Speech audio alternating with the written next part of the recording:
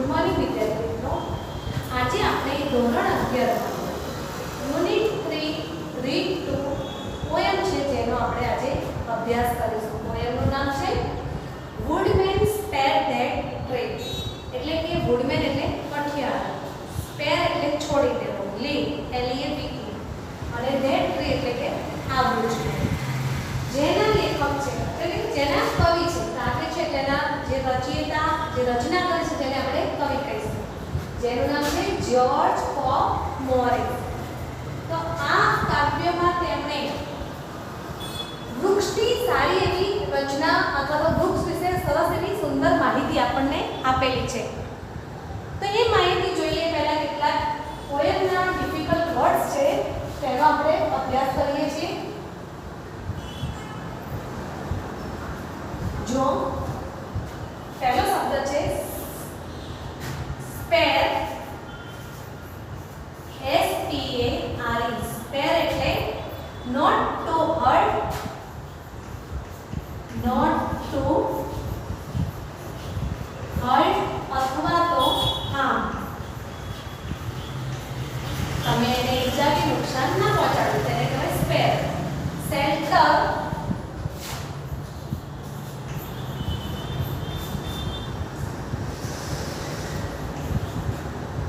એ પણ વર્ક છે એટલે પ્રોટેક્ટ એટલે રક્ષા કરવી. સેન્ટર એટલે વર્ક તરીકે તો પ્રોટેક્ટ. અને જો પહેલાના ઇંગ્લિશમાં x નો સ્પેલિંગ AX આપતા હતા, આપણે એને AX E એટલે x એટલે કુહાડી, બરાબર, કે જેનાથી વૃક્ષ કાપાય છે તે સમજીશું. પછી છે U, HEW, U એટલે કટ ડાઉન, કટ ડાઉન એટલે કાપી નાખવું. ફોર્મિયર એટલે કંટ્રોલ,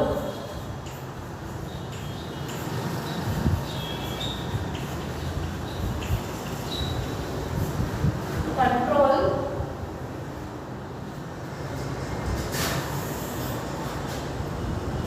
અર્થ બાઉન્ડ ટાઇપ્સ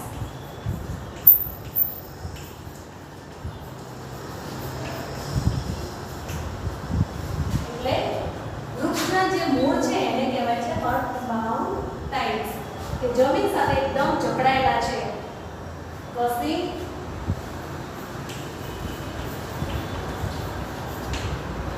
એટલે ઓવરફ્લોઈંગ.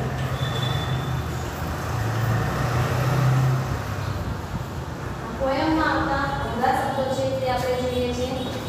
ત્યાર પછી આપણે જોઈશું કે પોયમ જ્યારે તેમાં કવિ કેટલીક વાર પોતાની રીતે એવા શબ્દોનો ઉપયોગ કરે છે જે અત્યારે હાલમાં આપણે નથી વાપરતા, તો તે પણ આપણને જોવા મળશે.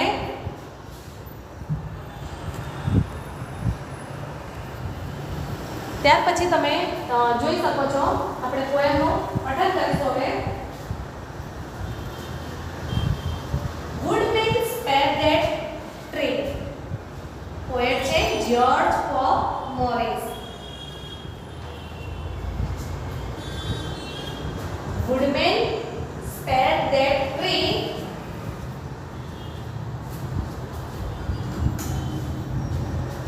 not touch not a single bough. Single bough, bough એટલે વૃક્ષની ડાળી. In youth it sheltered me and I will.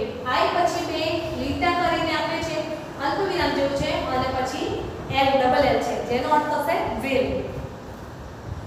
I will protect it now. T એકલો આપેલો છે પછીની લાઈનમાં જેને આપણે it વાપરીશું, એટલે વાંચવા માટે it બોલાશે. It was my forefathers hand that placed it near his court.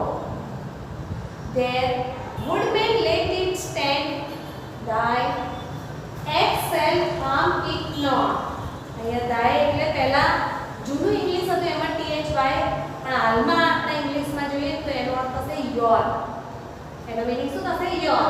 અને એક્સ એટલે કુહાડી. Your axe shall harm it not.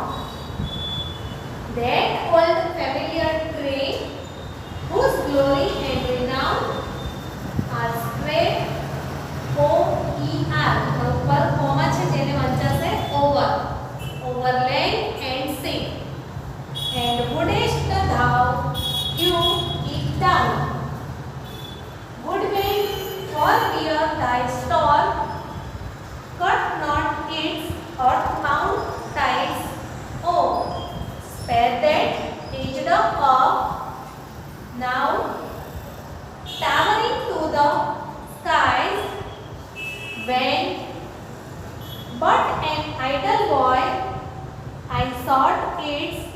grateful said, in all their gushing joy, here two my sisters played.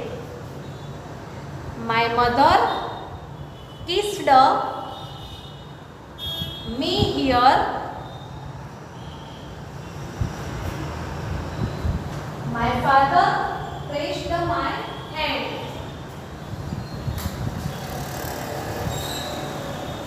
Forgive this foolish tear, but let them all up stand.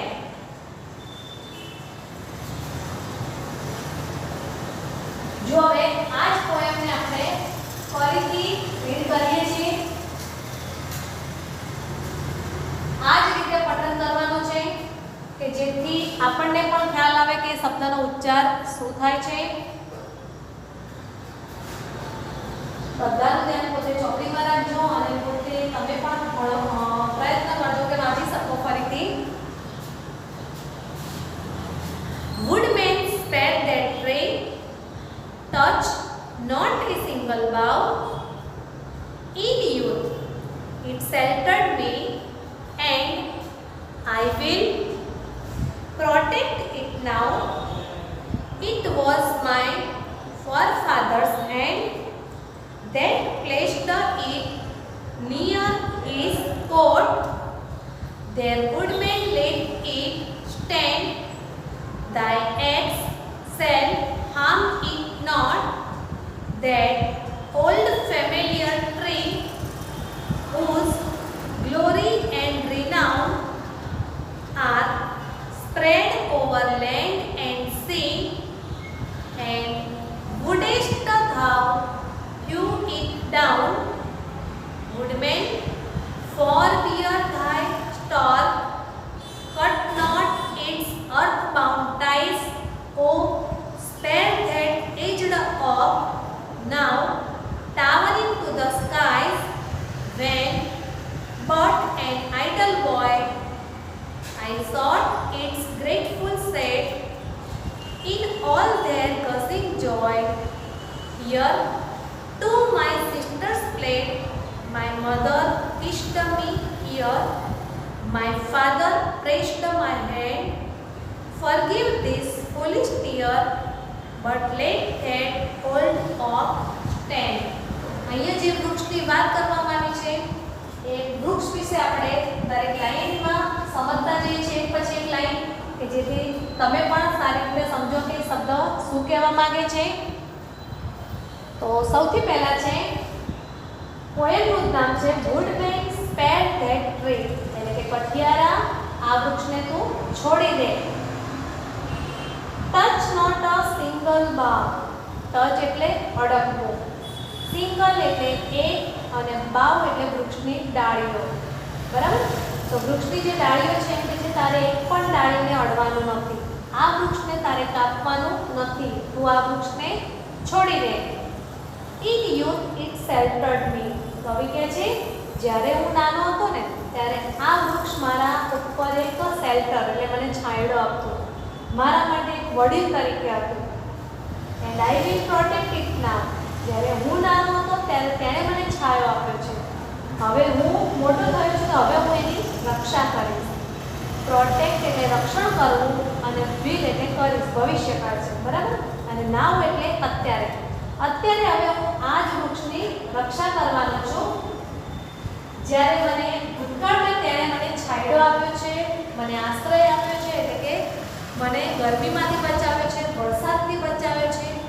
આ વૃક્ષે મારી ઘણી બધી સેવા કરી છે અથવા તો મને સાચવ્યો છે. હવે મારે તેને સાચવવાનું છે, એટલે કે હું એની રક્ષા કરીશ. It was my forefather's hand. અહીંયા ફોર એટલે FOUR નહીં પણ FOR, એટલે કે આપણા જે પૂર્વજો છે, આપણા દાદાના દાદા જે છે તે લોકોએ આ વૃક્ષને શું કર્યું છે, પોતાના હાથે જ વાવેલું છે. That placed it near his coat. કોટ એટલે અહીંયા પલંગ કેવું છે કે ઘરનો જે કોટ છે એની નજીકમાં તેઓએ તેનું વાવેતર કર્યું છે અને તેને બહુ જ સાચવેલું છે આ વૃક્ષને. Their woodman let it stand. કે છે વુડમેન તું એને માત્ર જ્યાં છે ત્યારે ત્યાં ઊભું રહેવા દે.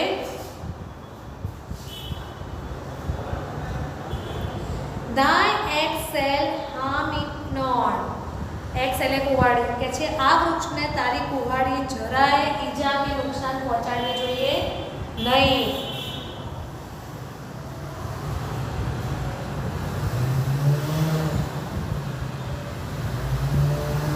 That old familiar tree.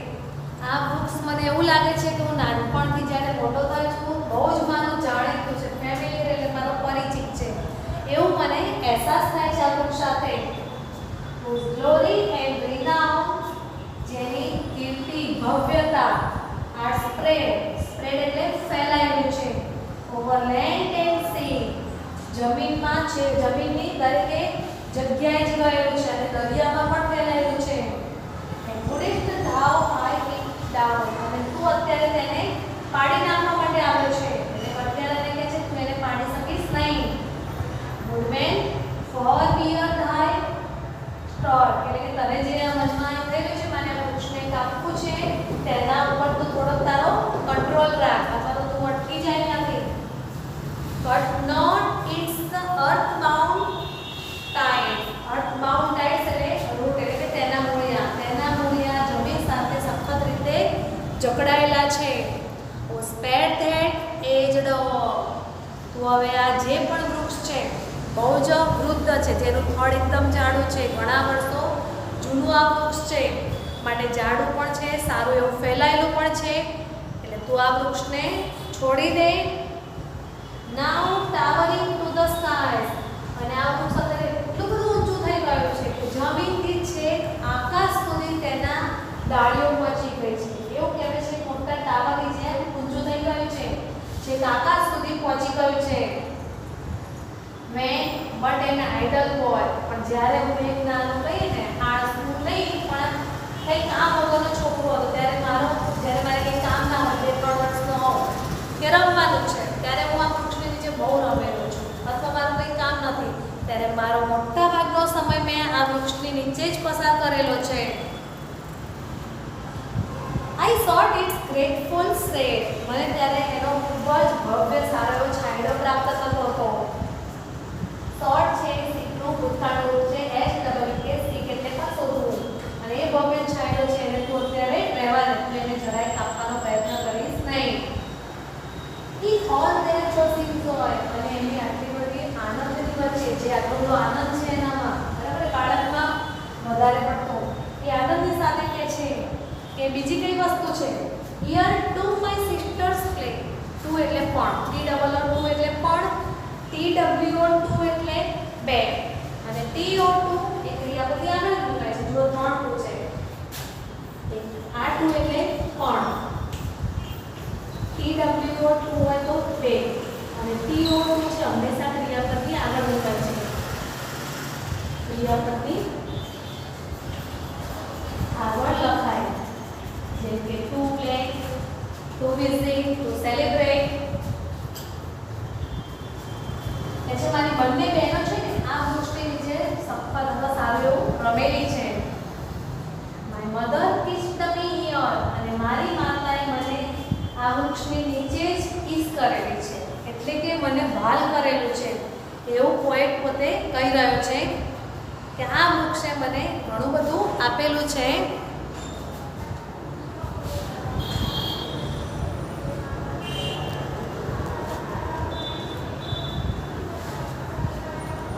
My father pressed my hand.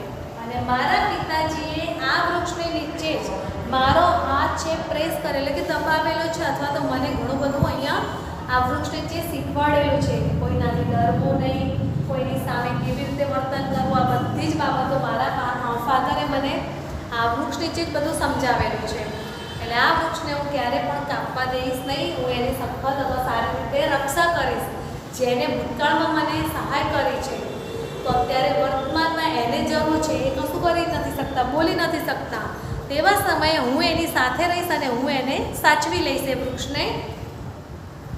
Forgive this foolish tear કે છે તું ખોટા આંસુ વડાવવાનું કે આંસુ બતાડીને મને તું એ ના કરીશ કે હું આ વૃક્ષને કાપીશ, અને હું ક્યારેય કોઈને રીતે માફ કરીશ નહીં આંસુ જોઈને. But let that old oak stand. Stand એટલે ઊભેલું. આ જે વૃદ્ધ વૃક્ષ છે જે ઊભેલું છે એને તું છોડી દે અને એને જેમ છે એમને તું રહેવા દે, કારણ કે ઘણી બધી મારી યાદો આ વૃક્ષ સાથે જોડાયેલી છે. એકવાર ફરીથી આખી પોયમ આપણે જોઈએ છે પહેલેથી. Woodman spare that tree. woodman એટલે કટિયારો. કટિયારા તું આ વૃક્ષને છોડી દે એટલે કાપીશ નહીં અને તું અહીંયાથી જતો રહે. એને સહેજ પણ ઈજા પહોંચાડે વિના. Touch not a single bough. Bough એટલે શું થશે? કોઈ ડાળી હોય ને વૃક્ષની તેને આપણે બાઉ કહીશું. BOUGI, જેને આપણે બીજા શબ્દોમાં બ્રાન્ચ કહીએ છીએ. બ્રાન્ચ એટલે પણ વૃક્ષની ડાળી. તારે વૃક્ષને તો કાપવાનું નથી, પણ વૃક્ષની એક પણ ડાળીને હાથ પણ લગાવવાનો નથી. એટલું બધું તારે જોવાનું છે. In youth it sheltered me. જ્યારે કવિ કહે છે હું પોતે યુવાન હતો ને ત્યારે આ વૃક્ષે મને ઘણો બધો છાંયડો આપેલો છે, ઘણો બધો આશ્રય આપેલો છે, કે જેથી હું મારું કંઈ પણ કામ હોય, રમવાનું કે કંઈ શીખવાનું, તો મોટે ભાગે મેં ઘણું બધું કામ આ વૃક્ષની નીચે જ કરેલું છે. And I will protect it now. જ્યારે હું નાનો હતો, 3-4 વર્ષનો સમજ હતી મારામાં, ત્યારે હું આ વૃક્ષની નીચે રમતો હતો, બરાબર.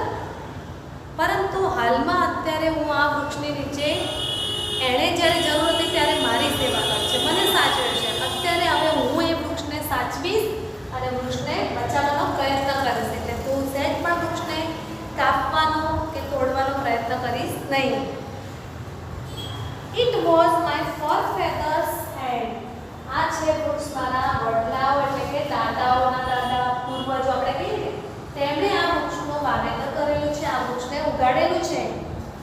That placed it near his door. તેમણે પોતાના ઘરની એકદમ નજીકમાં આ વૃક્ષનું વાવેતર કરેલું છે.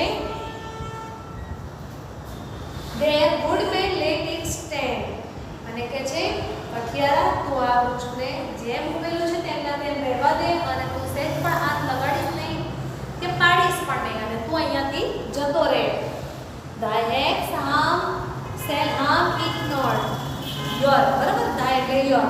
તારી જે કુહાડી છે જરા પણ આ વૃક્ષને ઈજા પહોંચાડશે નહીં, નુકસાન પણ કરશે નહીં. That old familiar tree. આજે જૂનામાં જૂનું એટલે વૃદ્ધ ના કહેવાય પણ જૂનામાં જૂનું, આજે ઘણા વર્ષોથી ઉગેલું વૃક્ષ છે, જૂનું વૃક્ષ છે, તે મારું ઘણું બધું જાણીતું હોય એવું મને લાગે છે. Whose glory and renown are spread over land and sea. તેની જે ગ્લોરી છે, ભવ્યતા, કીર્તિ છે, જમીન અને સમુદ્ર દૂર દૂર સુધી ફેલાયેલી છે. And wouldest thou it down. અને તું ક્યારે પણ એને નીચે પાડવાનું વિચારીશ નહીં, કાપવાનું વિચાર પણ કરીશ નહીં અને હું તને કાપવા પણ નહીં દઉં. Woodman, forbear thy stroke. અને તું પણ ધ્યાન રાખ કે તારી કુહાડીને થોડીક નિયંત્રણમાં રાખ, કે આ વૃક્ષને સહેજ પણ નુકસાન ના પહોંચાડે કે તેને કાપવાનો પ્રયત્ન ના કરે. Cut not its earth-bound ties. કારણ કે એના મૂળિયા છે ને જમીનમાં છેક દૂર દૂર સુધી ગયેલા છે, વિસ્તરેલા છે, બરાબર. તે મૂળિયા એવા જમીન સાથે ઝૂંપડી ગયા છે કે તારે એને સહેજ પણ કાપવાની જરૂર નથી. Oh, spare that aged oak. વિચાર કર, આ જે વૃદ્ધ ગળું જૂનું વૃક્ષ છે તેને તું છોડી દે. Now towering to the skies. અને આ જૂનું વૃક્ષ છે જેના કહીએ ને આ ડાળીઓને બધું એટલું બધું વિસ્તૃત છે કે આકાશ સુધી જાણે પહોંચી ગઈ છે ડાળી, એવું આપણને લાગે છે. Now towering to the skies, then what an idle boy, I sought its grateful set. જ્યારે હું નાનો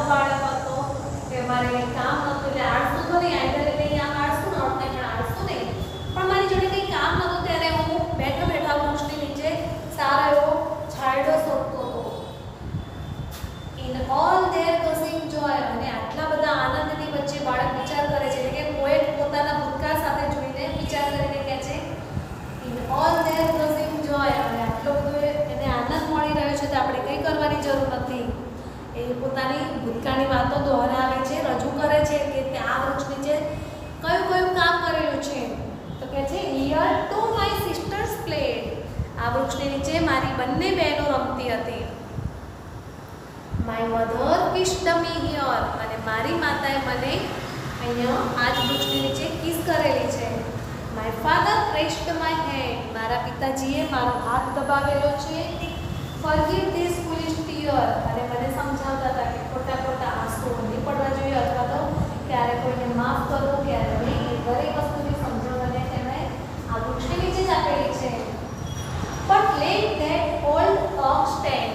એટલે કે આ જૂનામાં જૂનું જે વૃક્ષ છે ઓલ્ડ, તેને તું છોડી દે અથવા તો એને ક્યારે પણ રોકીશ નહીં અને પ્રયત્ન ના કરીશ કે તું એને કાપી લે અથવા તો નુકસાન પહોંચાડે.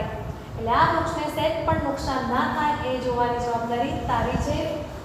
હવે એકવાર ફરીથી આપણે જેટલા પણ મિનિંગો છે જોઈ લઈએ છીએ. આપણે જો ડિફિકલ્ટ વર્ડ્સમાં સ્પેર તો એનો અર્થ થશે not to hurt or harm.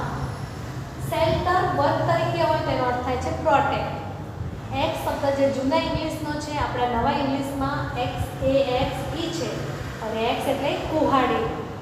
પછી છે યુ એટલે કટ ડાઉન, ફોરબિયર એટલે કંટ્રોલ, અર્થ બાઉન્ડ ટાઈઝ એટલે રૂટ, ગઝિંગ એટલે ઓવરફ્લોઈંગ.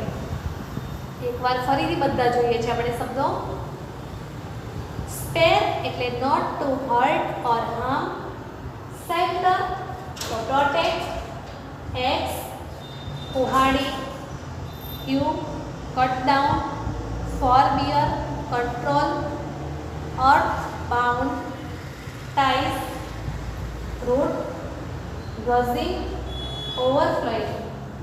તમે જોઈ શકો છો કે આ પોયમ છે તો પરીક્ષામાં તો તમારે પોયમનો કોઈ એક ભાગ તમને આપેલો હશે. જે પાર્ટ હોય છે ને એમાંથી 4-5 લીટી આપી હોય અને એમાંથી તમને કેટલાક પ્રશ્ન પૂછવામાં આવ્યા હોય, જેનો જવાબ તમારે પોયમમાંથી જ શોધીને લખવાનો છે. એટલે બોર્ડની પરીક્ષા હોય કે 11મા કે 12માની કોઈ પણ પરીક્ષા, એટલે આ જ તૈયારી તમારે પહેલેથી કરવાની છે. ડાયરેક્ટ એકલા સીધા પ્રશ્નો નહીં આવે પોયમના, પરંતુ તમને પોયમનો કોઈ ભાગ આપ્યો હશે અને એના જવાબો તમારે અંદરથી શોધવાના હશે. આ તમને કોઈ વર્કશીટ કે નહીં હશે તો એમાં કદાચ એવું બને કે ડાયરેક્ટ તમને પ્રશ્ન જ આપ્યા હોય.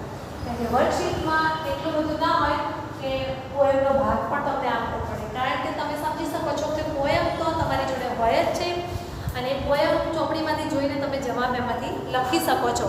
એટલે પોયમના ભાગની તમારે કોઈ જરૂર જ નથી, પરંતુ પોયમનો દરેક અર્થ તમારે સારી રીતે સમજવાનો છે કે કઈ રીતે લખવું.